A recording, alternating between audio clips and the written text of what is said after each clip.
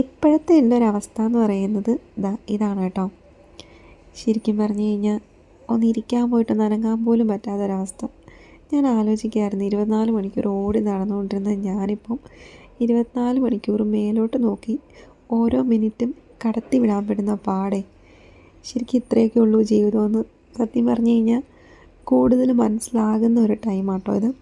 അപ്പോഴേ ഇതിനു മുമ്പ് ഹോസ്പിറ്റലിൽ ചെന്ന ഒരു ഷോർട്ട് വീഡിയോ നമ്മൾ അപ്ഡേറ്റ് ചെയ്തിട്ടുണ്ടായിരുന്നു. ഇപ്പം ഞാൻ വീട്ടിലെത്തിയിട്ടോ.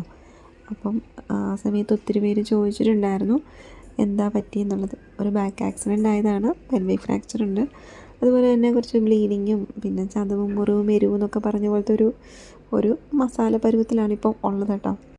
ഇന്നിപ്പോൾ രാവിലെ ഇതാണ് കേട്ടോ ബ്രേക്ക്ഫാസ്റ്റ് ആയിട്ടുണ്ടായിരുന്നത്. ഇത് എഗ്ഗും സ്പിനാച്ചും കൂടെ ഒരു ഓംലെറ്റ് ആയിരുന്നു. അപ്പം ബിഫോർ ഫുഡ് ടാബ്ലറ്റ് കഴിച്ചു. ഇനിയിപ്പോൾ ആഫ്റ്റർ ഫുഡ് കഴിക്കാൻ വേണ്ടിയിട്ടുണ്ട്.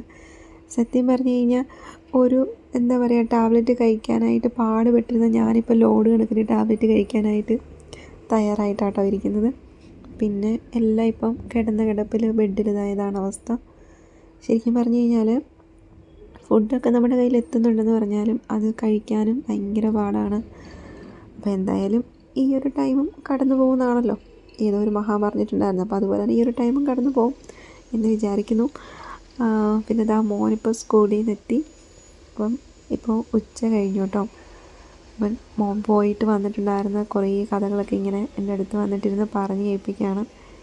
ശരിക്കും പറഞ്ഞു കഴിഞ്ഞാൽ മോനെ അടുത്ത് വന്നിരിക്കുമ്പോൾ ഉണ്ടാകുന്ന ഒരു സമാധാനം എനിക്ക് ഭയങ്കരമാണ് കേട്ടോ.